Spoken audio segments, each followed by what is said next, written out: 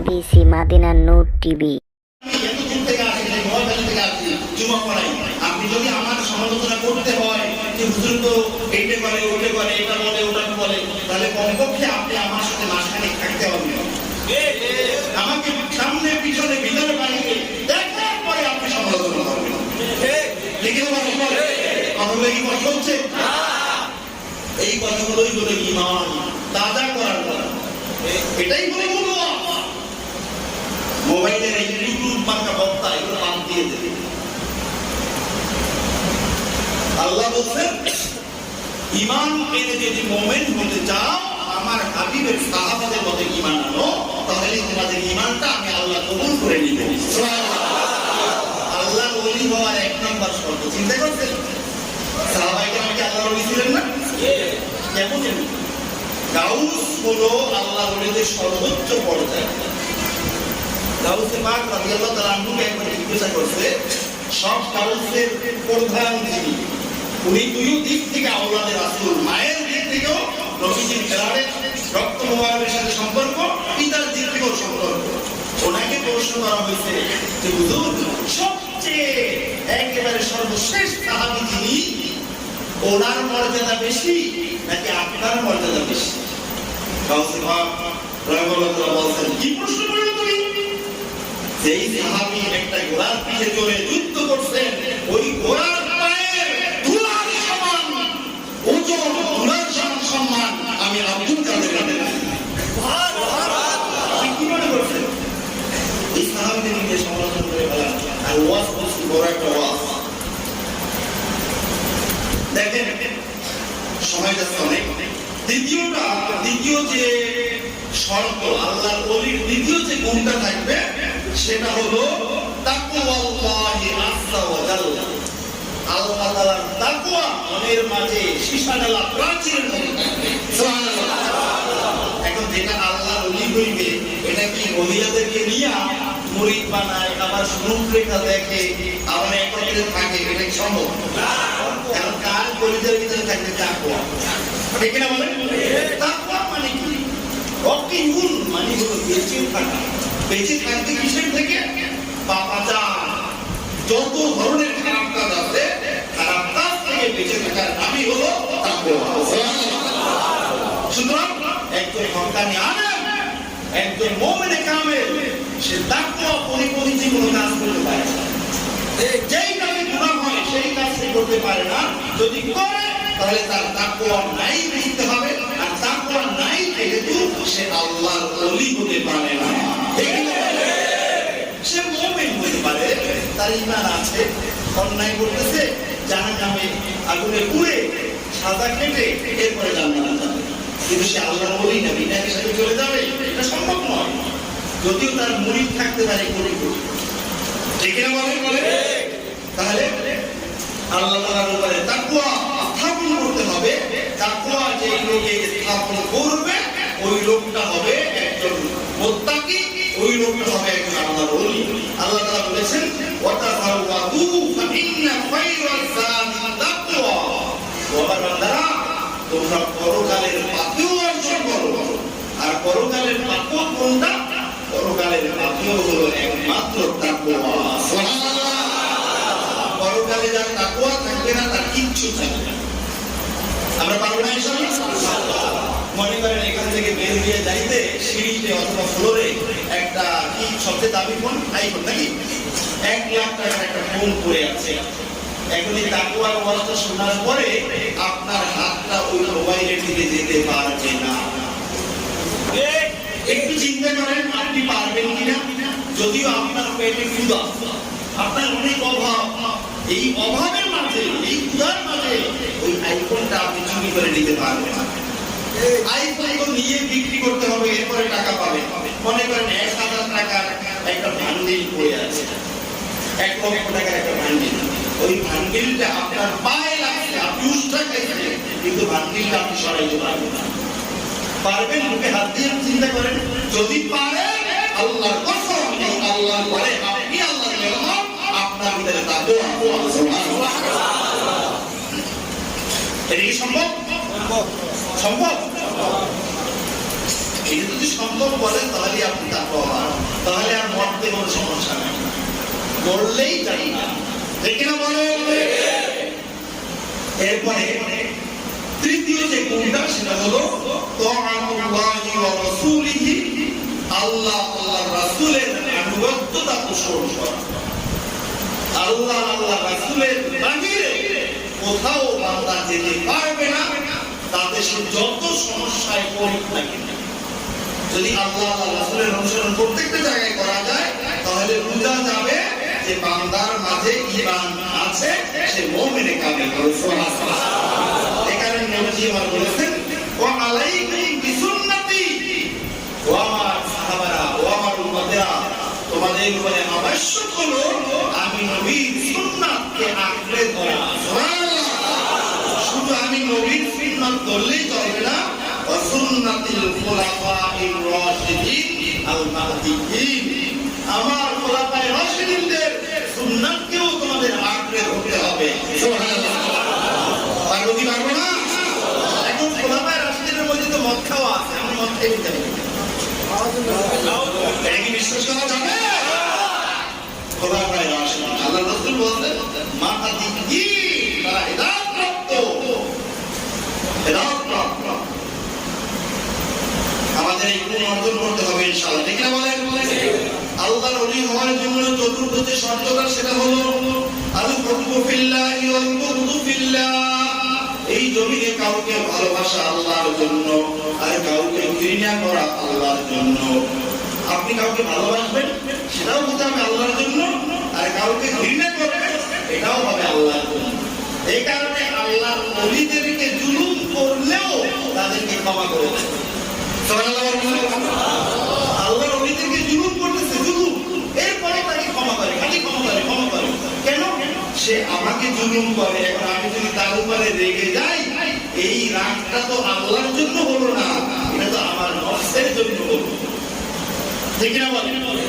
আর যদি কেউ আমাকে ইবাদত করতে দিতে চায় না, তাহলে তার সাথে আমি দূরত্ব বজায় রাখবো, তাকে আমি পছন্দ করি না, এটা হবে আমার আল্লাহর জন্য, ঠিক না বলেন? এখন এই যে সামনে রমজান আসতেছে, রমজান মাসে আপনাকে যদি রোজা রাখতে না দেয়, তার সাথে কি সম্পর্ক রাখা যাবে? তার সাথে সম্পর্ক রাখবেন না। কেন? কারণ আমি আল্লাহকে ভালোবাসি। আর যেই লোকে আমাকে ভালো পথ দেখায়, ভালো কথা বলে, যদিও ওই কথাটা আমার ঘাড়ে লাগে, ঠিক না বলেন? যদিও ওই কথাটা আমার ঘাড়ে লাগে, আমার ব্যক্তিত্বে লাগে, আমি যেই দল পছন্দ করি ওই দলের বিরুদ্ধে যাই, আমি যেই মত পছন্দ করি ওই মতের বিরুদ্ধে যাই, তারপরেও এটা আমি মানি, কারণ এটা আমার আল্লাহর জন্য।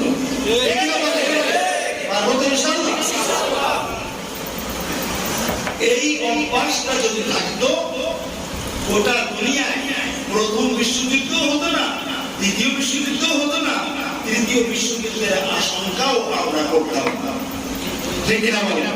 কারণ যেটা হবে সবটা আল্লাহর জন্য, এখানে আর কিন্তু দাঙ্গা হাঙ্গামা কিচ্ছু কোনো দরকার নেই, ঠিক না বলেন? তাহলে এই স্বভাব আমরা অর্জন করতে পারবো কি পারবো না? হাদিস পাকে এসেছে হুব্বু ফিল্লাহ ওয়াল বুগদু ফিল্লাহ মিনাল ঈমান। একটা লোককে আল্লাহর জন্য ভালোবাসে, আবার আল্লাহর জন্য ঘৃণা করে, এটা যদি থাকে তাহলে বোঝা যাবে যে তার মাঝে ঈমান আছে। এটা যদি না থাকে তাহলে তার মাঝে ঈমানটাই না। এইভাবে চিন্তা করেন, আপনি যে আপনার বাড়ির পাশের প্রতিবেশীর সাথে যে ঝগড়াটা আপনার কয়েক বছর ধরে চলতেছে, এটা কেন করছেন? আপনি যে অমুককে দেখতে পারেন না, এটা কেন করছেন? আর অমুকে যে আপনার খুব কাছের বন্ধু, তার সাথে বন্ধুত্বটা পাতাইলেন কেন? বিদেশি বোতল এনে দেয় এই কারণে? এটা তো আল্লাহর জন্য হতে পারে, ঠিক না বলেন? এই ধরনের সম্পর্ক আছে না? নতুন দোষ, দোষ কেমন দোষ? এই দোষে একটা চ্যানেল পাইছে, খুব পাওয়ারফুল একটা চ্যানেল, এত সুন্দর একটা জিনিস আইনা দেয়, এই জিনিসটা এই দেশে পাওয়া যায়। আমি এই কথাগুলো শুনি মাঝে মধ্যে, এই কারণে এটা জানি না। তাহলে এইটাকে যদি আমি ভালোবাসি, এটা কি আল্লাহর জন্য হবে? আজকের এই রজনীতে যারা মদ, গাঞ্জা, ইয়াবা, বাবা, এরপরে এই সুটান, এটাও নেশা, এই অভ্যাস যাদের ভিতরে আছে মনে মনে আমরা তওবা করব। আজকের যেহেতু মসজিদে ঢুকলাম, মসজিদ থেকে বের হবো এই অভ্যাস জাহান্নামী অভ্যাসকে বাদ দিয়ে পারবো কি পারবো না? আল্লাহর জন্য ভালোবাসা, ঠিক না বলেন? আজীবন সিগারেট খাই, সিগারেটের গুণই পারি না। সিগারেট খাইলে এই শেষ পর্যন্ত ঈমান হারা হয়ে মৃত্যু হওয়ার সম্ভাবনা। সারা জীবন আমার এই সরকারি মাতারি গেল মৃত্যু থেকে ইমানটা নিয়ে যাইতে পারলাম না। আর মদের কথা তো দুবারে বলছিলাম, তোমার সময় বলছিলেন এটা সম্ভব নয়, একজন মুমিনের খাসলা এটা হতে পারে না, ঠিক না বলেন? তাহলে আমরা ইনশাআল্লাহ এগুলো বাদ দিতে পারবো কি পারবো না? আজ থেকে কাউকে ভালোবাসবো আমি আল্লাহর জন্য, কাউকে ঘৃণা করি আমি আল্লাহর জন্য, ঠিক না বলেন? ওই যে পারিবারিক এলাকা ভিত্তিক গ্রামীণ এই কৌশল যে ঝগড়া জাতি আছে সবগুলো আমি আল্লাহর ওয়াস্তে মাফ করে দিলাম। পারবো কি পারবো না? এরপরে পঞ্চম নাম্বার হলো আযহুদু ফিদ দুনিয়া, দুনিয়ার উপরে অনাসক্ত। এটা হলো আল্লাহর ওলিদের 5 নাম্বার গুণ। সুবহানাল্লাহ। একজন আল্লাহর ওলি হবেন, ওনার মাঝে দুনিয়ার লোক থাকবে, এটা সম্ভব নয়। কোন আল্লাহর ওলির মাঝে দুনিয়ার লোক থাকতে পারবে না। আর দুনিয়ার লোক যতক্ষণ থাকবে ততক্ষণ পর্যন্ত সর্বোচ্চ পর্যায়ে নফল ইবাদত করতে পারবে না। কারণ নফল ইবাদত করলে তো আল্লাহর ওলি হয়ে যাবে, উনি নফল ইবাদত করতে পারবে না, কারণ তার মাঝে কি আছে? দুনিয়ার লোক আছে, আল্লাহ তাআলাই দিলেন। তাহলে আপনি নফল ইবাদত অনেক করতে পারতেছেন, এটা একটা প্রমাণ বহন করে যে আপনি আল্লাহর ওলি, যে কিনা বলে বলে। আমি কি বুঝতে পারলাম?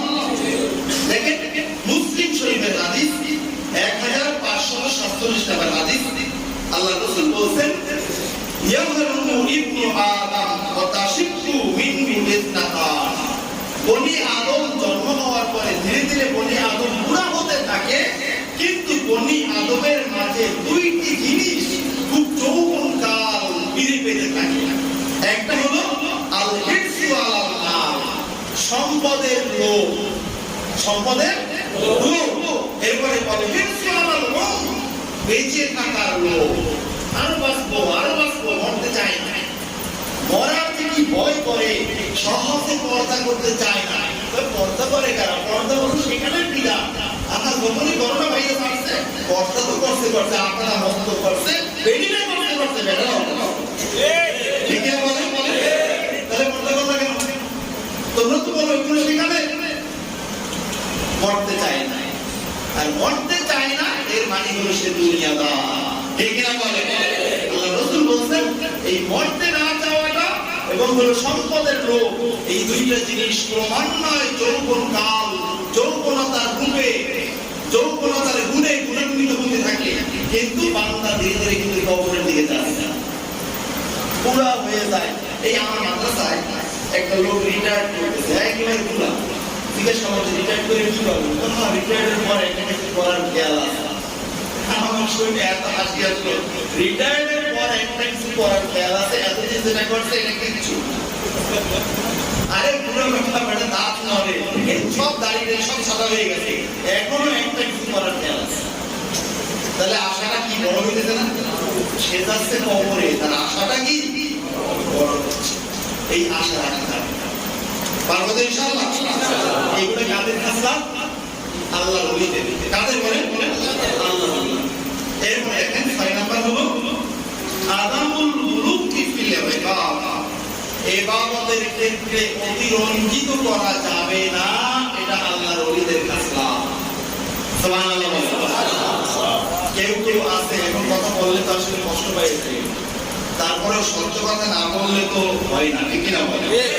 বুখারী শরীফের 5063 নম্বর হাদিস, বুখারী শরীফের 5063 নম্বর হাদিস, হাদিস পাকে এসেছে আনাস ইবনে মালিক রাদিয়াল্লাহু আনহু থেকে বর্ণিত, তিনি বলেন একবার 3টা লোক আল্লাহর রাসূলের স্ত্রীদের বাড়িতে আসে।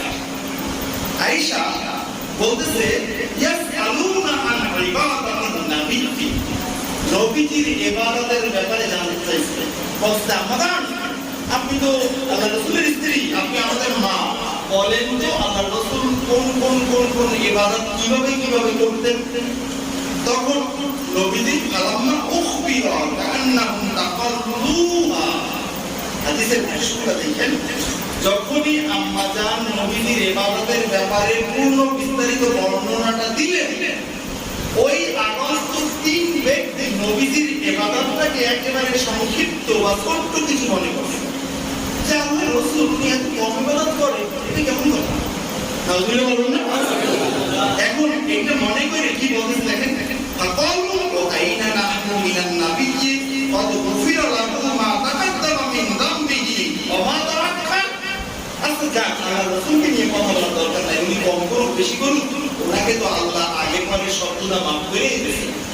রাসূলকে নিয়ে কথা বলার দরকার নাই, আমরা নিজেদের জীবন নিয়ে আমরা ভাবি।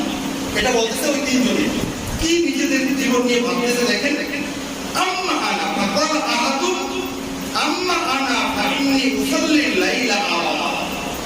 তিনজনের একজনে বলতেছে, আমি আজ থেকে নিয়ত করলাম রাতে আর ঘুমাবো না, সারা রাত ব্যাপী আমি নামাজ পড়ব। সুবহানাল্লাহ, সুবহানাল্লাহ, নাউজুবিল্লাহ বলবেন, এখনো বেতন নেই। আরেকজন বলতেছে অকালা লাখা, অন্যজন বলতেছে আনা আসুমান তাহার আলা উস্তির। আল্লাহ রাসূলের আগে পরে গুনাহ মাফ, আল্লাহ রাসূল অল্প অল্প ইবাদত করে, এটা ওনার জন্য প্রযোজ্য হতে পারে, তবে আমি আল্লাহ রাসূলের উম্মত, আমি আজকের থেকে নিয়ত করলাম আজীবন রোজা রাখবো, কোনোদিনও আমি ইফতারি করব না। আরেকজন বলতেছে দেখেন, অকালা লাখা আনা আতাজিলুন নিসাআ ফালা আতাযাওয়াজু আবাদা। বলতেছেন যে আমি আজকের থেকে নিয়ত করলাম আমি কোনোদিনও বিবাহ করব না, আজীবন আমি অবিবাহিত থাকব। বিয়ে করাটা তো দুনিয়ার কাজ। হাজা রাসূলুল্লাহ সাল্লাল্লাহু আলাইহি ওয়াসাল্লাম قال, ইতিমধ্যেই আল্লাহর রাসূল এসে গেছে ওই মজলিসে। সুবহানাল্লাহ, নবীজি এসে বলতেছেন, আনতুমুল্লাযীনা কুনতুম কাযাওনা। আল্লাহর বান্দারা, তোমরা কি এই মানুষ? একটু আগে আমি তিনজনের কথা শুনছি, একজন বলছে রোজা রাখবা সারা জীবন, একজন বলছে আজীবন রাতে ঘুমাবা না, আরেকজন বলছে কোনোদিন বিবাহ করবে না, তোমরা কি এই তিনজন? এটা কেমন কথা? আমা ওয়াল্লাহি ইন্নী লা আখশাকুম লিল্লাহি ওয়া আত্তাকুল্লাহ। আমি আল্লাহ তাআলাকে সবচেয়ে বেশি ভয় করি, আল্লাহ তাআলাকে সবচেয়ে বেশি ভালোবাসি, আল্লাহ তাআলাকে সবচেয়ে বেশি অনুসরণ করি। তোমাদের মাঝে আমার মতো কেউ নাই যে আমার মতো আল্লাহকে ভয় করে। আল্লাহু আকবার। শুনে রাখো, তোমাদের চেয়ে বেশি ভয় করার পরেও, বেশি ভালোবাসার পরেও, বেশি আনুগত্যতা করার পরেও আমার অবস্থাটা কি শোনো, লাকিন্নী আসুমু ওয়া উফতিরু। আমি তো রোজাও রাখি, আবার রোজা ভাঙিও, একদিন রোজা রাখি আবার রোজা রাখি না। আমি রাতে নামাজ পড়ি, আবার কিছু অংশ ঘুমাই। আমি তো মহিলাদেরকে বিবাহ করছি। তো তোমরা কারা? তোমরা বিবাহ করবা না, রাতেও ঘুমাবা না, রোজাও ভাঙবা না, তোমরা কারা? তোমরা কি আমার উম্মত নাকি শয়তানের উম্মত? কথাটা কি বুঝতে পারছেন? আল্লাহ রাসূল কি এটা পছন্দ করছেন? পছন্দ করছেন? মোটেই পছন্দ করেন না। তাহলে আল্লাহ রাসূল বলছেন যে ফামান রাগিবা আন সুন্নতি ফালাইসা মিন্নি। রোজা রাখা, রোজা ভাঙা, স্ত্রী মহিলাদেরকে বিবাহ করা, মানে বৈবাহিক জীবনে আবদ্ধ হওয়া, এরপরে রাতে কিছু অংশ ঘুমানো, কিছু অংশ না ঘুমানো, এটা আমি নবীর সুন্নাত। যেই লোকে আমার সুন্নাত থেকে গাফেল থাকবে ওই লোক আমার উম্মত নয়। এখন আমাদের সমাজে কিছু আছে, বাড়ি ঘর ব্যবসা বাণিজ্য সব আলাই দিয়া আছে কি নাই? আছে কি নাই? শেখা কাটতে কষ্ট লাগে, কষ্ট লাগে। আমার এই মানুষদের কথাই কথা আছে, যেহেতু আমরা একই ফ্যামিলি, জান্নাতে যেতে চাই তো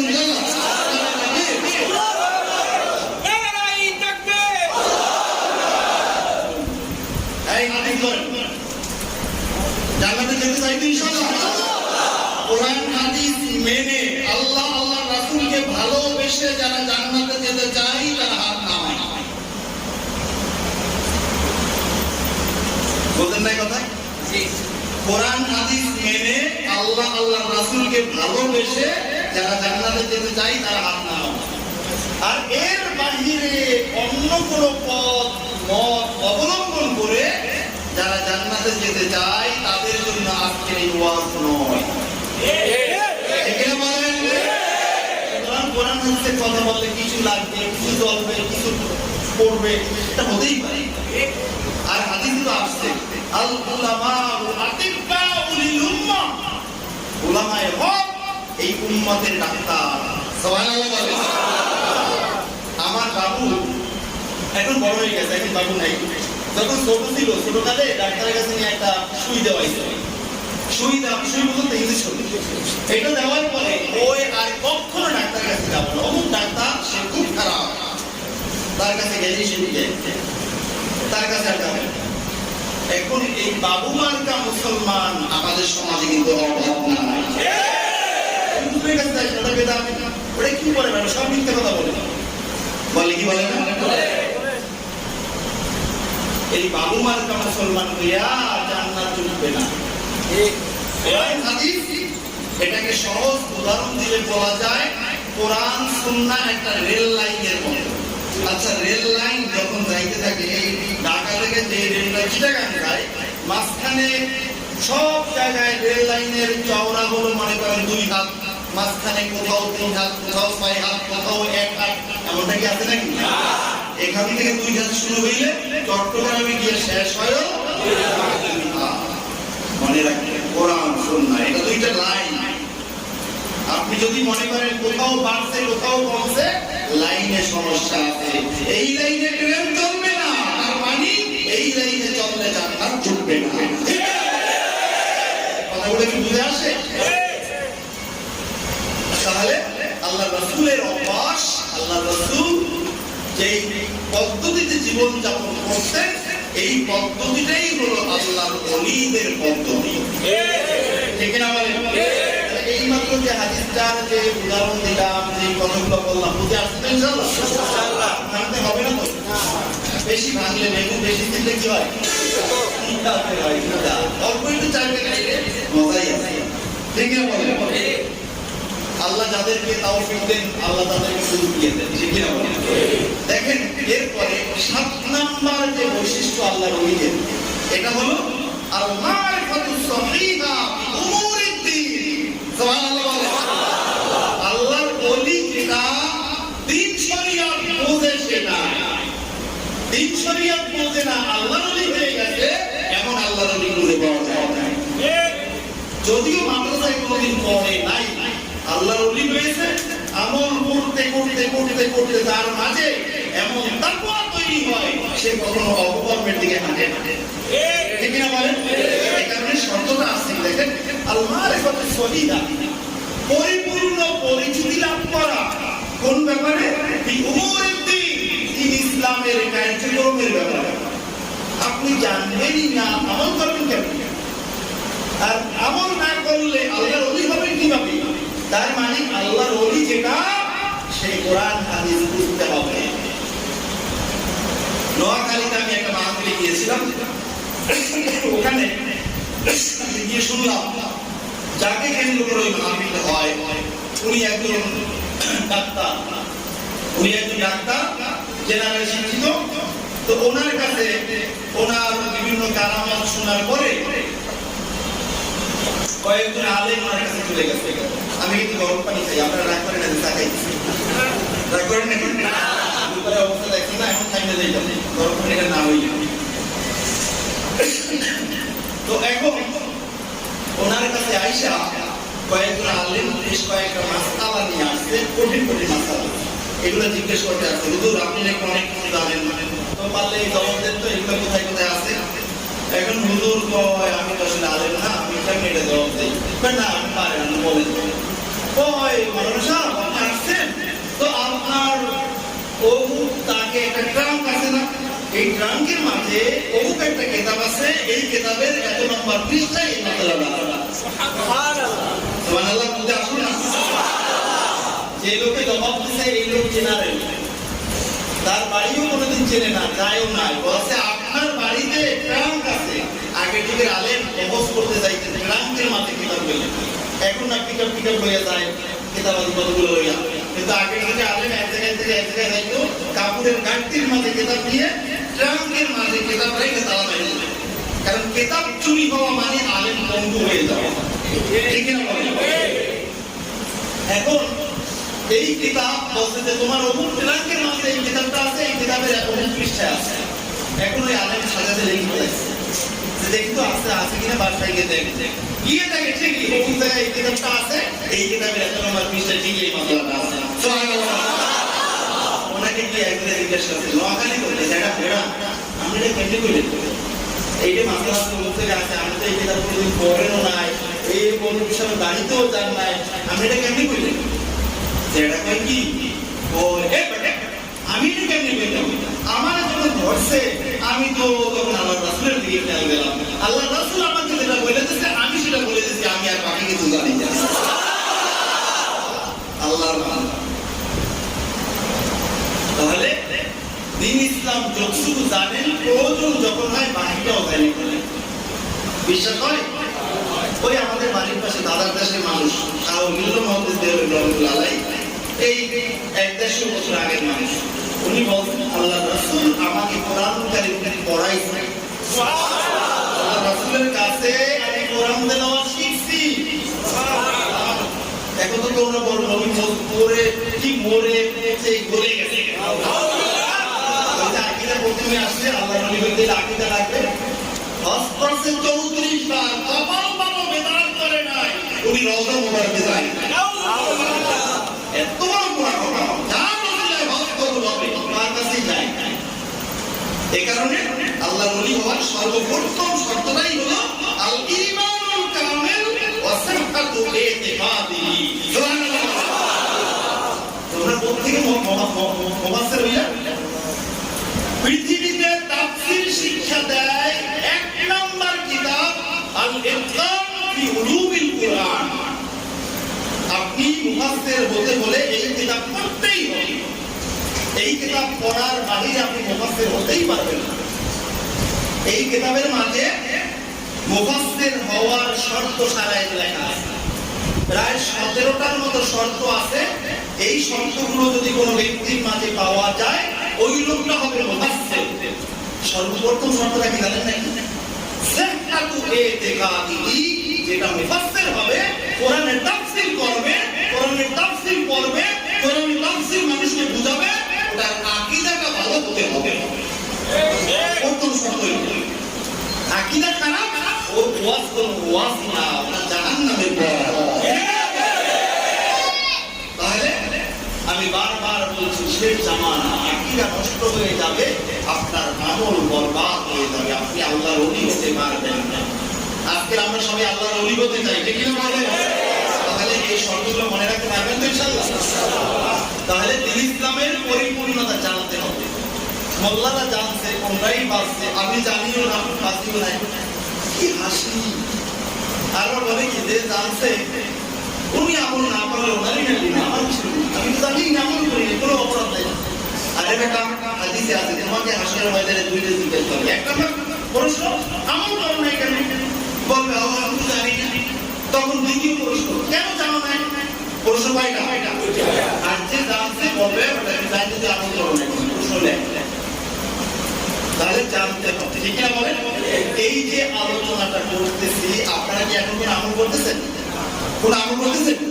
কিন্তু যতক্ষণ এখানে বসে আছেন ততক্ষণ পর্যন্ত আপনাদের সগীরাগুলো ধীরে ধীরে ধীরে ধীরে মাফ হয়ে যাবে। বসে আছেন উপরে ফ্যান ঘুরে, নিচে কত সুন্দর পরিষ্কার পরিচ্ছন্ন জায়গা, জান্নাতি পরিবেশ, সব কিছু বাদ দিয়ে এটা আল্লাহর ঘর, মসজিদ, ঠিক না বলেন? বসে বসে লাভবান হচ্ছে, যদিও গলা ব্যথাটা আমার হয় কিন্তু আমারও লাভ আছে, আমি শুনেছি, ঠিক না বলেন? তাহলে আমাদের দ্বীন ইসলামের ব্যাপারে জানতে হবে, ঠিক না বলেন? এই জন্য হাদিসে আসছে আল ইলমু ওয়া সাইয়্যিদুল আমাল, ইলমটা হলো আমলের নেতা। যার নেতা নাই, তার কিচ্ছু নাই, সে বিপদগ্রস্ত। ভাই আমার, এরপরে দেখেন 8 নাম্বার হলো 8 নাম্বার হলো এই প্রত্যেকটা পয়েন্টের সাথে কোরআনের আয়াত আছে, হাদিসের বাণী আছে এবং সিহাদিসের হাদিস। আমি ওগুলো বলতেছি না, সময় বেশি হয়ে যাচ্ছে এই কারণে। 8 নাম্বার হলো আল ইখতারু মিনান নওয়াফিল। এতক্ষণ প্রথম থেকে যেটা নিয়ে চিল্লাপাল্লা করতেছিলাম, নফল ইবাদত, বেশি বেশি নফল ইবাদত করবে যারা আল্লাহর ওলি হবেন তারা। আল্লাহর ওলিদের পরিচয় বেশি বেশি নফল ইবাদত করে। নফল ইবাদত ছাড়া তারা থাকে না, রাতের দিন বাদ যায় না। যেই সময় আমি যুবক ল্যাব থেকে মাথা বের করতে পারি না ঠান্ডায়, ওই সময় পুরা কাকা ঠান্ডা পানি দিয়ে ওযু করে তাহাজ্জুদের নামাজ দাঁড়িয়ে যায়। আছে কি নাই? অনেক আছে। ঠিক না বলো? তাহলে বেশি বেশি নফল ইবাদত করতে হবে। এটা হলো আল্লাহর ওলি হওয়ার জন্য একটা গুণ, আল্লাহর ওলি হওয়ার জন্য একটা শর্ত, আল্লাহর ওলিদের একটা গুণ, এটা যে আল্লাহর ওলি যিনি নফল ইবাদত করবেন। ঠিক না বলেন? এরপরে 9 নম্বর হলো আল ইহতিকামু লিশরবিল্লাহ। আল্লাহর ওলি যিনি সব সমস্যার সমাধান খুঁজতে যাবে কোরআন আর হাদিসের কাছে। কোরআন হাদিসের বাইরে আল্লাহর ওলি কোথাও কোনো সমাধান খুঁজতে যাবে না। এই কারণে আল্লাহর ওলিদের বিপদ আসলে বলে কি করবো, আল্লাহ তাআলা বলেছেন আল্লাহর উপর তাওয়াক্কুল করার কোনো উপায় আছে? তাওয়াক্কুলটা শিখাই দিবে আল্লাহর কোরআন। ঠিক না বলেন? আল্লাহর কোরআনের ধারণা পদে পদে পদে পদে আল্লাহর কোরআনের ধারণা হয়। আল্লাহর রাসূল কি করছেন আমি সেটা করব। সুবহানাল্লাহ বলেন। তাহলে আমাদের কোরআন সুন্নাহর জ্ঞান লাগবে কি লাগবে না? কোরআন সুন্নাহর দিকে দাবি করতে হবে কি হবে না? সুতরাং এই জমিনে যারা কোরআন এবং সুন্নাহ থেকে হক কথা বলে তাদের জন্য আমাদের জীবন দিতে আমরা রাজি আছি। ঠিক না বলেন?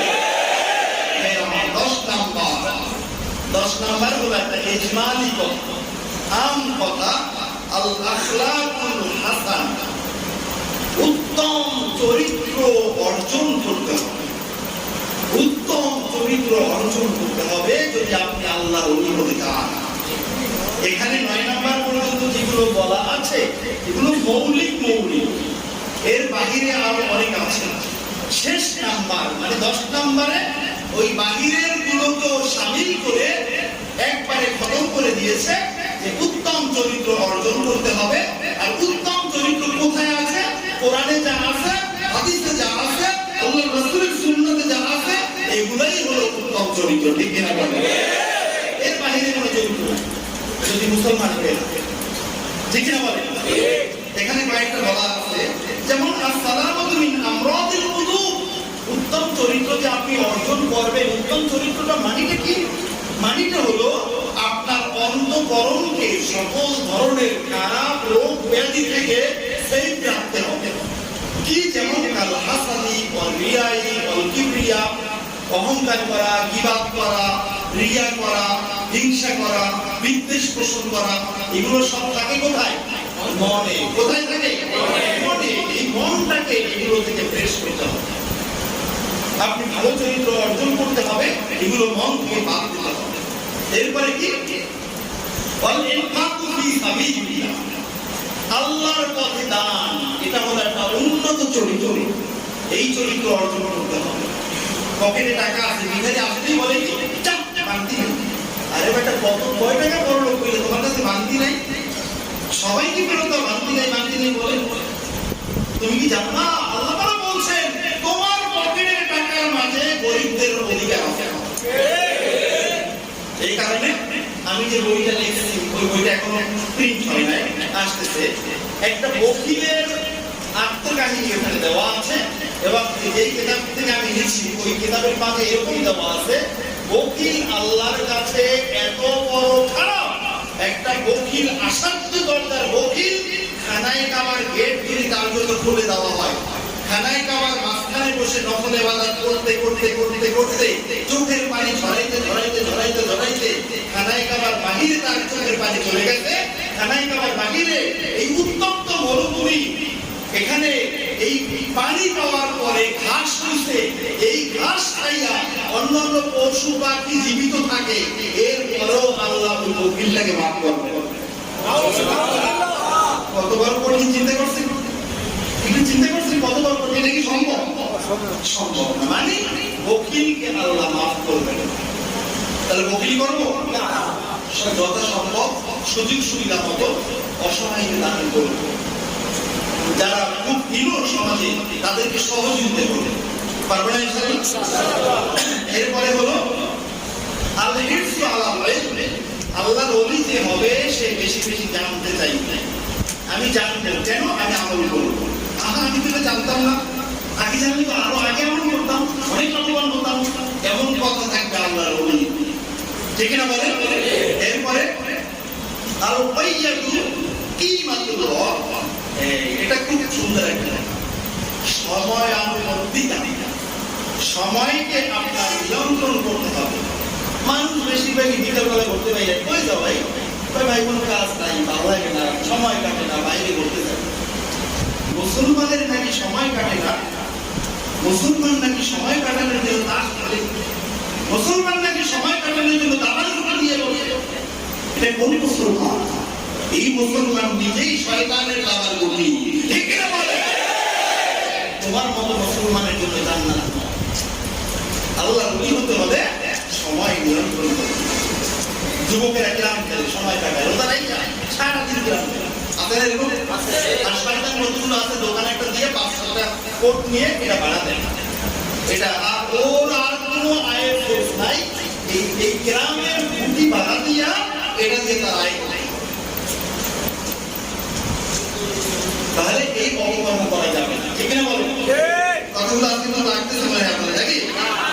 সর্বশেষ যেটা উন্নত চরিত্রের ব্যাপারে এখানে বলা হয়েছে, আল হিরসু আলাল ফাদাইল, একজন মুমিনে কামেল, একজন আল্লাহর ওলি, সে সব সময় ফজিলতপূর্ণ আমলের ব্যাপারে অনেক অনেক অনেক তার চেয়েও আরো বেশি লোভী থাকবে। সুবহানাল্লাহ, এত বেশি সব লিখে দেন, আমি এটা আমল করব। এই লোক থাকতে হবে যদি আপনি আল্লাহর ওলি হতে চান। আমলের উপর লোক, যেটা জানবেন ওই জায়গা থেকে আমল শুরু পারবেন না ইনশাআল্লাহ। তাই আজকে আমরা এক হাদিসের অধীনস্থ কিছু আলোচনা শুনলাম, আমরা সবাই আল্লাহর ওলি হতে চাই, ঠিক না বলেন? আল্লাহ কবুল করবেন, আমিন। সর্বশেষ পর্যায়ে আজকের রজনীতে নফল ইবাদত, অনেকে বলে হাদিসে নাই, কোরআনে নাই, কোথাও কিছু নাই। হাদিসে আছে, তবে হাদিসগুলো ওইরকম শক্তিশালী নয় যেরকম শক্তিশালী হইলে এই ইবাদতটা ফরজ হয়ে যায়, ওয়াজিব হয়ে যায়, সুন্নাতে মুআক্কাদা হয়ে যায়। এটা দঈফ হাদিস। আপনি আমল করলে সওয়াব আছে, আমল না করলে গুনাহ নাই, ঠিক না বলেন? এমন কয়েকটা আমল আমি আপনাদেরকে দুইটা আমল বলি। দুইটা আমল বলবেন এই কারণে, সিস্টেম ওয়াইজ দুইটা আমল এই কারণে বলবো যাতে করে আপনারা মনে রাখতে পারেন। সবাই সজাগ আছেন তো? দেখি তো কেউ করবেন, আমাদের তাকান। সজাগ আছেন ইনশাআল্লাহ? আলোচনা কতক্ষণ হইল? 2 ঘন্টা। 2 ঘন্টা? 2 ঘন্টা? এখন দুইটা আমল বলবো, এই দুইটা আমল মনে রাখতে হবে। এরপরে আরো কয়েকটা আমলের কথা বলবো, এটা এমনি কোন মনে রাখার বিষয় নয়, এটা স্বাভাবিকভাবে করতে পারবে। 1 নম্বর হলো যে আমলটা বলবো, এটা হলো মুজহাতুল মাজালিস। দুবারে বলবার সময় আমি কিতাবের নাম সম্পর্কে বলছিলাম, এই সঙ্গে এই কিতাব আমি আনিয়েছি। এই কিতাবে একটা আমলের কথা আসছে, 12 রাকাত নামাজ, যেটা দুবারে আমি আলোচনা করছিলাম, হয়তো অনেকের মনে নাই, আমি আবারও বলছি। সূরা ফাতিহা একবার, সূরা ইখলাস 10 বার। আপনি এরকম করে 12 রাকাত নামাজ পড়বেন, আপনাকে আল্লাহ তাআলা 2টি ফজিলত দান করবেন। একটা হলো আপনার জিন্দেগীর গুনাহগুলো আল্লাহ ক্ষমা করে দিবেন, আপনার জীবনটা আল্লাহ তাআলা বরকত দিয়ে পরিপূর্ণ করে দেবেন। এই 2টা ফজিলত যদি আপনি অর্জন করতে পারেন, আর কিছু লাগে না, আর কিছু লাগে না, ঠিক না বলেন? তাহলে এই 12 রাকাত নামাজ মনে রাখতে পারবেন না ইনশাআল্লাহ। একবার সূরা ফাতিহা, নামাজ হলো 2 রাকাত করে 2 রাকাত করে 12 রাকাত পড়বেন। 6 রাকাত করার পর আপনার ওই ইস্তেজা লাগবে, ওই ইস্তেজা করে আসবেন, আবার পড়েন। মনে রাখতে পারবেন না ইনশাআল্লাহ? আবার 8 রাকাত নামাজ, অন্য একটা নামাজ। এই নামাজের ফজিলতটা কি? এই নামাজের ব্যাপারে এসেছে পৃথিবী বিখ্যাত হাদিসের কিতাব মা আবাদা বিসুন্নাহ, এই কিতাবে হাদিসখানা এসেছে, এবং ফাদাইলুশ শুহুর এই কিতাবে ওই হাদিসখানা এসেছে। মহিউদ্দিন আব্দুল কাদের জিলানী রাহিমাহুল্লাহ তাআলা কিতাব লিখেছেন বুনিয়াতুল তালিবিন, এই কিতাবে ওই হাদিসখানা এসেছে। হাদিসখানা হলো 8 রাকাত নামাজ, 8 রাকাত নামাজ পড়বেন। এই 8 রাকাত নামাজ পড়লে কি হবে? হযরত ফাতিমা রাদিয়াল্লাহু তাআলা আনহা বলছেন 8 রাকাত নামাজ পড়ার পরে যদি কোনো আল্লাহ রাসূলের উম্মত এই নামাজের সওয়াবটা আমার আমলনামায় পৌঁছে দেয়, যে আল্লাহ আমি 8 রাকাত নামাজ পড়লাম, এই 8 রাকাত নামাজের সওয়াব আপনি সর্বপ্রথম নবীজির কাছে পৌঁছে দেন, নবীজির ওসিলায় মা ফাতিমা রাদিয়াল্লাহু তাআলা আনহার কাছে পৌঁছে দেন। তাহলে এটা যদি পৌঁছে যায়, আপনি দেখেন না, এটা বলার সাথে সাথে কিন্তু পৌঁছে যায়। আমি যে মোবাইলে কথা বলি হ্যালো হ্যালো, এই কথাটা যে আরেক জায়গায় যায়, এটা কি আমি দেখি নাকি? এই কথার কোনো রং আছে? তাহলে মানুষের এই কথাটা পৌঁছেছে, এটা তো সত্য। তাহলে এটা যেহেতু আমি দেখি না, একজন মানুষ, জীবন্ত মানুষ একজন মাইয়েতের জন্য যখন দোয়া করে, ওই দোয়াটার সাথে সাথে শুধু দোয়াটা পৌঁছে না, জান্নাত থেকে নূরের একটা পাত্র রেখে ওই পাত্রের মাঝে ওই দোয়াটা রেখে এরপরে মাইয়েতের কাছে পৌঁছানো হয়। এবং বলা হয়েছে যে যাদের সন্তানেরা, আত্মীয় স্বজনেরা মাইয়েতের জন্য ঘন ঘন দোয়া করে, তারা কবর জগতে খুব খুশিতে থাকে, ওই পাত্রটা নিয়ে অন্য কবরের কাছে চলে যায়। দেখো দেখো দেখো, আমার ছেলে আমার জন্য দোয়া করছে, এই যে দোয়া, এই যে দোয়া, সবাইকে ঘুরি করে সব কবরবাসী থেকে দেখায়। তখন যেই মানুষগুলো দুনিয়ায় সন্তান রাইখা যায় নাই, রাইখা গেছে শয়তান, তাদের চেহারা কালো হয়ে যায়, আঙ্গুল কামড়াতে থাকে, কিন্তু কোনো ফায়দা। এখন আমরা কি শয়তান রাখবো না সন্তান রাখবো? সবাই বলে সন্তান না শয়তান। আরো শিক্ষায় শিক্ষিত করতে হবে। আপনি স্কুলে পড়ান, ডাক্তার বানান, ইঞ্জিনিয়ার বানান, কোরআনটা কমপক্ষে দেখে পড়তে পারে, এমনটা বানাতে হবে, ঠিক না বলেন? তাহলে এই 8 রাকাত নামাজ আপনি পড়বেন। প্রত্যেক রাকাতে সূরা ইখলাস 3 বার পড়বেন। প্রত্যেক রাকাতে সূরা ইখলাস 3 বার, সূরা ফাতিহার পরে সূরা ইখলাস 3 বার করে পড়বেন। 8 রাকাত নামাজের সওয়াব আপনি বকশিশ করবেন ফাতিমা রাদিয়াল্লাহু তাআলার কাছে। ফাতিমা রাদিয়াল্লাহু তাআলা বলেন, ওই বান্দাকে কাল হাসর ময়দানে আমি ফাতিমা সুপারিশ না করে আমি ফাতিমা জান্নাতে পা রাখবো না। কত বড় সুবর্ণ সুযোগ, ঠিক না বলেন? আমল করতে পারবেন না ইনশাআল্লাহ? এখন মনে করেন এই হাদিসের উপর আপনি আমল করতে মন চায় না, কারণ আপনি হলেন শক্ত মুসলমান, বাদ দেন, দুটো বাদ দেন, আমল করার দরকার নাই। এরপর যে আপনি আসেন 2 রাকাত করে বড় বড় সূরা বা ছোট ছোট সূরা দিয়ে সারা রাত নফল নামাজ পড়েন, এটা তো সহিহ হাদিসে প্রমাণিত। আল্লাহ রাসূল বলেছেন কুনতু লাইলাহা, সারা রাত জাগ্রত থেকে নামাজ পড়ো। কি নামাজ পড়বেন সেটা বলা হয় নাই, তাহলে সেটা তো মানে হলো নফল নামাজ। এখন আপনারা যেমন ইচ্ছে তেমন নফল নামাজ পড়েন।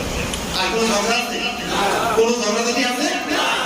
যেমন ইচ্ছে তেমন নফল নামাজ পড়েন। আপনি হাদিসে পাওয়া যায় সালাতুল তাওবা আছে, সালাতুল তাসবিহ আছে। সালাতুল তাসবিহ কথা কি ভুলে গেছেন আপনারা? দেখি আজকের জুমার সময় সালাতুল তাসবিহ করছেন কয়জনে হাত দিতে পারবেন? দেখেন সংখ্যা কমে গেছে। এইগুলোরে আরো টাকা উচিত ছিল, হাত নামান। ইনশাআল্লাহ আজকের এই শবে বরাতের এই রজনী থেকে, এই পবিত্র রজনী থেকে আমরা আবারও আগামী মাস থেকে আমরা এটা পড়া শুরু করবো। পারবো কি পারবো না? পারবো কি পারবো না? সালাতুল তাসবিহ এই কপিটা, এটা আপনাদের কাছে আছে না? অনেকের কাছে আছে, আছে না? দেখি এখানে আমি আজকের এই শবে বরাতের এই পবিত্র রজনীতে আমি 3-4টা নিয়ে আসছি, বিল করবো।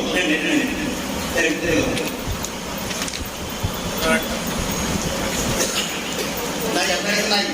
খবরদার নিয়ে কেউ আমার বইটা বালিশের নিচে রাখতেছে না। একটা আছে, এই একটা শেষকালে আমি একজনকে দেবো। তবে এখান থেকে একটা কথা বলে আমি আপনাদের কিন্তু একটা ব্যাপারে বলতে চাই, সেটা হলো এখানে এই নিচে একটা নাম্বার দেওয়া আছে। আমার দেখেন এদিক থেকে কি পাইছেন না তাকে দিতে হবে।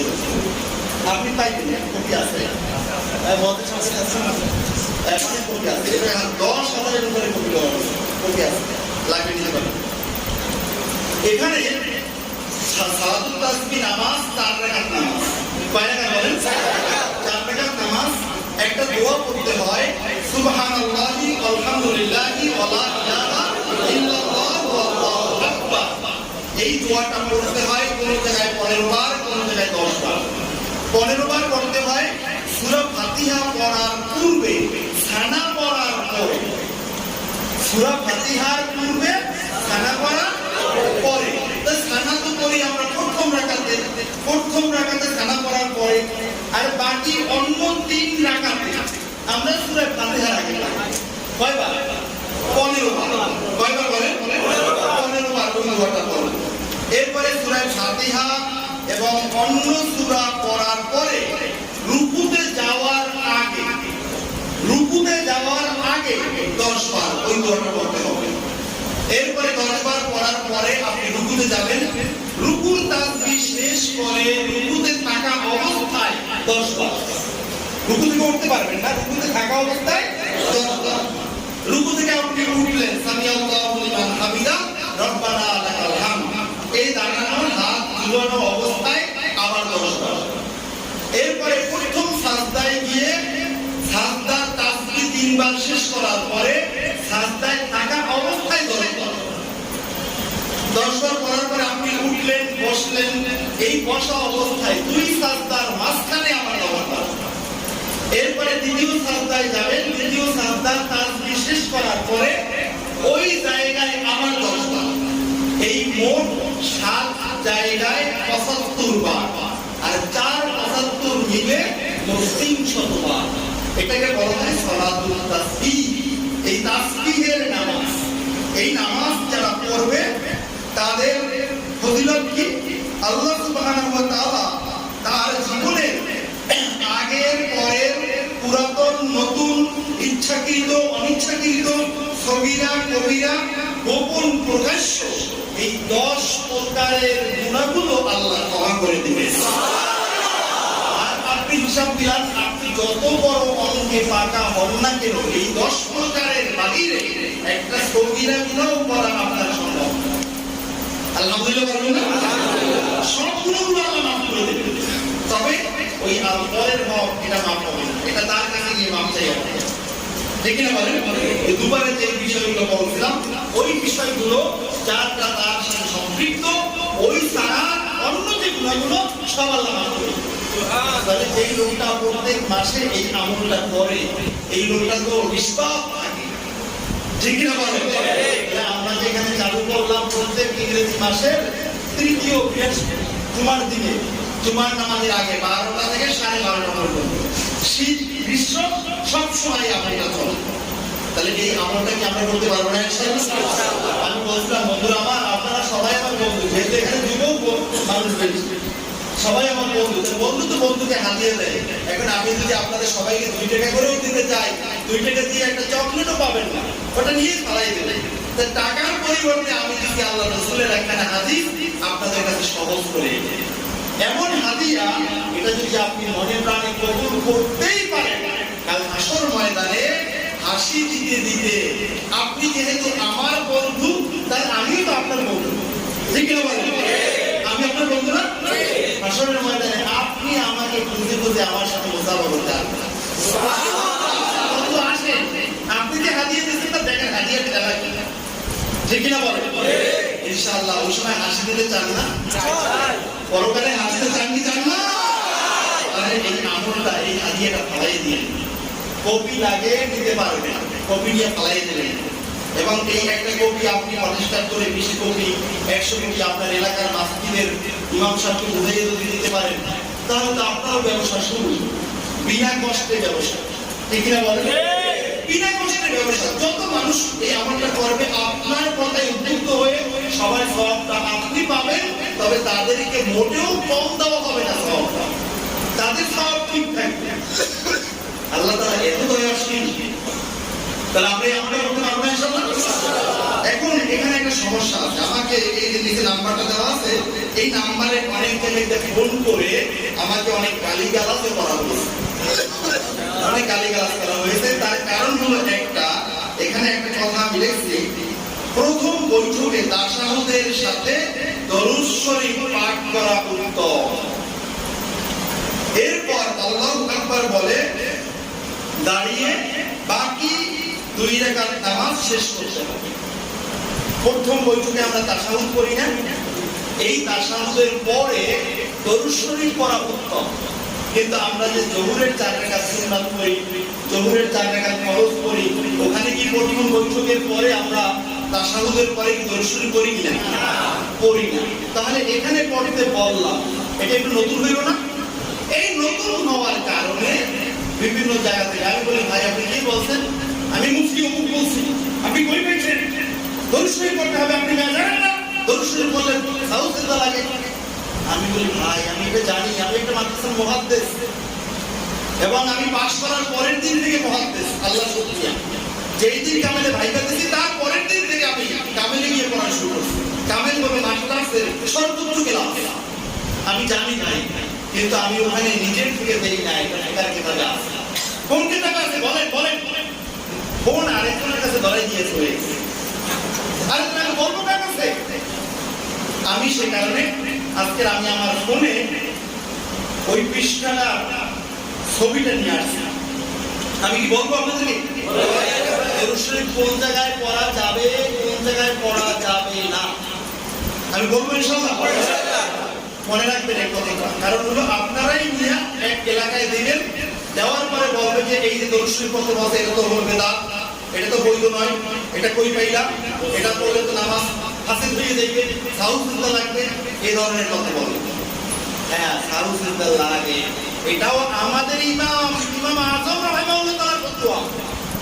ইমাম আযম রাহিমাহুল্লাহ তাআলাই ফতোয়া দিয়েছেন, যদি কোনো মুসাল্লি তাশাহুদের পরে ভুলে দরুদ শরীফ পড়ে আল্লাহুম্মা সাল্লি আলা মুহাম্মদ, এই মুহাম্মদ পর্যন্ত বললে তাকে সাউসুদা দিতেই হবে।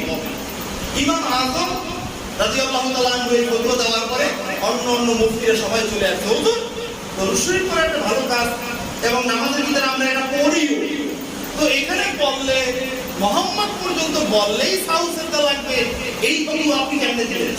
তখন বলেন যে দেখো আমাদের নবী, আমাদের জান, আমাদের ঈমান, আমাদের নবীর উপরে দরুদ শরীফ পড়বা, আমি উম্মত হয়ে ভুলে পড়বো, নামাজের মধ্যে যদি কেউ ভুলে পড়ে এই ভুলের কারণে তাকে সাউসুদা দিতে হবে। সুবহানাল্লাহ।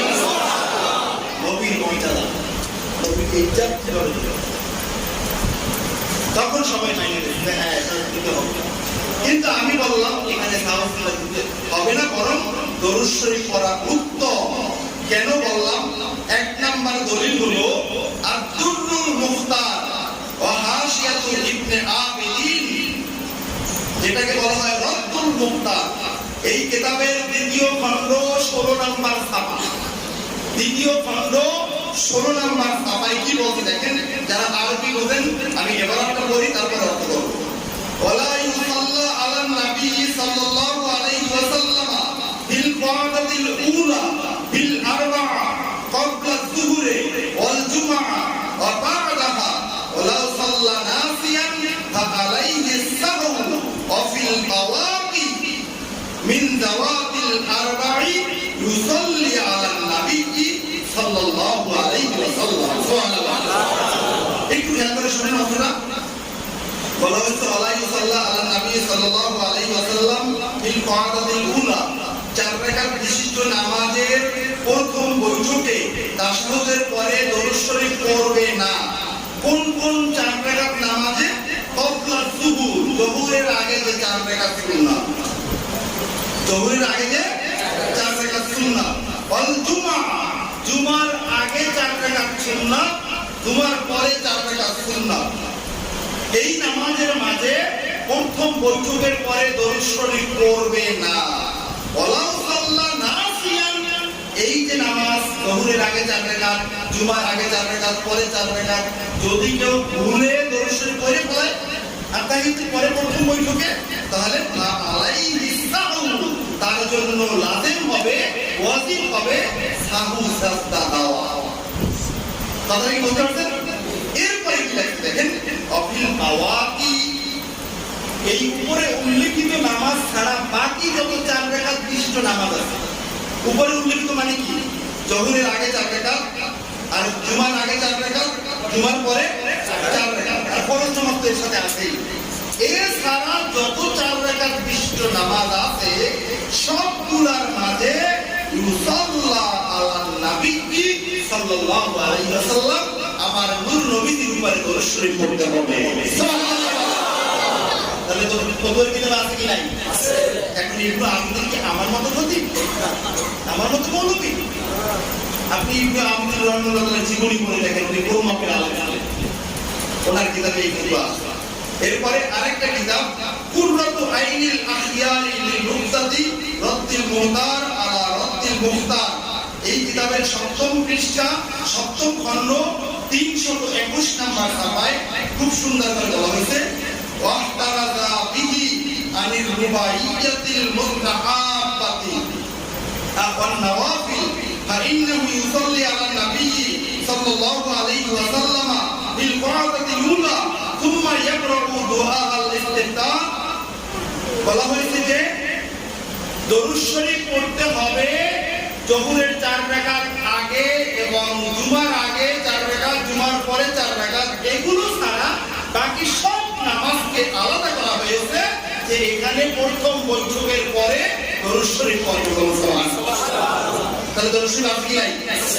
সময়ের বেশি হওয়ার কারণে আমি আরেকটা রেফারেন্স দিব না, ফতোয়া হিন্দিয়া যেটাকে আমরা ফতোয়া আলমগীর বলি, এটার প্রথম খণ্ড 113 পৃষ্ঠায় একই ফতোয়া আছে যে নফল নামাজের প্রথম বৈঠকে দরুদ শরীফের আত্তাহিয়াতুর পরে তাশাহুদের পরে দরুদ শরীফ পড়তে হবে।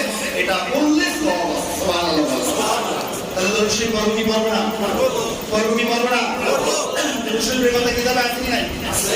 এখন এটা নিয়ে কেউ যদি লাগে যে নাই বেদাত তাহলে বুঝা যাবে ওনার বেদাত নিয়ে কথা নয়, দরুদ শরীফ লেখার কারণে ওনার কলিজার ভিতরে চুলকানি শুরু হয়েছে নাকি না?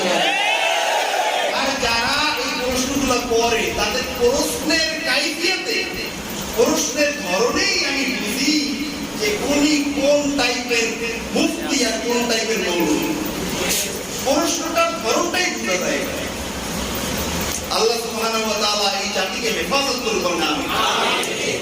আর চুলকানি শুধু এক জায়গায় না, আমার এই মাসিকে পর্যন্ত একজনের ফতোয়া দিয়ে একবার 1 মাসের নামাজটা বাদ দিয়ে দিয়েছে। কেন? আমার কথা বলে উনি কি জানে না দ্বিপ্রহরের সময় নামাজ পড়া একটা হারাম টাইমে নামাজ পড়ে মনে আসবে না। এই হারাম টাইমে কেন নামাজ পড়ে? পরে আমি পরের জুমায় আসার পরে আমি শুনি আমার এত কষ্টটা লাগছে, আমি বললাম এখানে কয়েকদিন বললাম যে তাহলে আমার কাছে কোনটা দিলেন না কেন? তাহলে তো মানুষগুলো নামাজ পড়তে আসছে, নামাজ পড়তে দেওয়া হয়।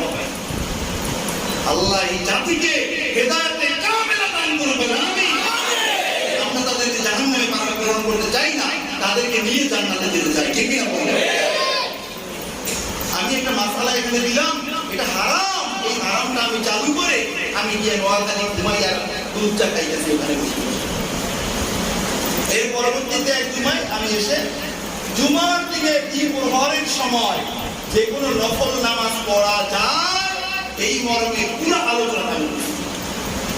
এ কারণে আপনারা এই ধোঁকায় পড়বেন না। জুমার দিনে 3 ওয়াক্তে নামাজ পড়া হারাম। সূর্য উদয়, সূর্য অস্ত আর সূর্য মাথার উপরে থাকাকালীন 3 সময় নামাজ পড়া হারাম।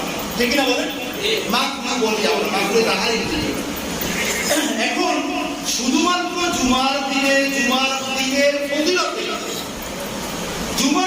ফজিলতের কারণে দ্বিপ্রহরের সময় নামাজ পড়া বৈধ, হালাল, সওয়াবের কাজ হাদিস দ্বারা প্রমাণিত। জুমার দিনের ফজিলত আছে কি নাই? এই কারণে আমি এটা বললাম যে একটু বললে ভালো হবে, কারণ সব সিজনেই করতে পারবে, এটা হারাম হকতে আসে। তো উনি তো এটারে হারাম মনে করে বাদ দিয়ে দিচ্ছে। এই কারণে এই দরুদ এবং হলো এই হারাম অর্থ এই কথাগুলো নিয়ে আপনারা কথা বলবেন না, মানে কোনো ধোঁকায় পড়বেন না। তাহলে আমরা কিছু আলোচনা শুনলাম। সর্বশেষ সালাতুত তাসবিহ নিয়ে কথা বললাম। সালাতুত তাসবিহ করা যাবে, কবর জিয়ারত করা যাবে, সারা রাত বেলা দরুদ শরীফ পড়তে পারেন, কোরআন তেলাওয়াত করতে পারেন, মিলাদ শরীফ করতে পারেন এবং সালাতুত তাওবা করতে পারেন। যে আল্লাহ জীবনে যত গুনাহ করছি আল্লাহ সব মাফ করে দেন, আজকে আমি তওবা করে একেবারে ফ্রেশ হয়ে গেলাম। পারবেন না ইনশাআল্লাহ? তাহলে আজকে আমাদের এই মাসজিদটা আমরা তওবার মাধ্যমেই শেষ করতে চাই ইনশাআল্লাহ। নাকি তওবাটা কি সংক্ষিপ্ত হবে না গত বছরের মতো? এত সময় আছে? আজান হয়ে গেছে না? তবে আমি আপনাদেরকে কিছু ফ্রি করতে চাই। মানি ব্যাগ, মোবাইল, চার্জার আছে সব হাতে নেন এবং এবারে আপনারা এই ক্যামেরা বন্ধ করে দিতে পারেন। সবাই দাঁড়াইয়ে যার যাওয়ার যাক, আর বাকি আমরা তওবা করবো, মুনাজাত করে আমরা বিদায় নেব ইনশাআল্লাহ। ঠিক আছে বলেন? একদম ভাই আগের মতো নাকি? কষ্ট হলেন তো? আপনারা সবাই রাজি তো ইনশাআল্লাহ?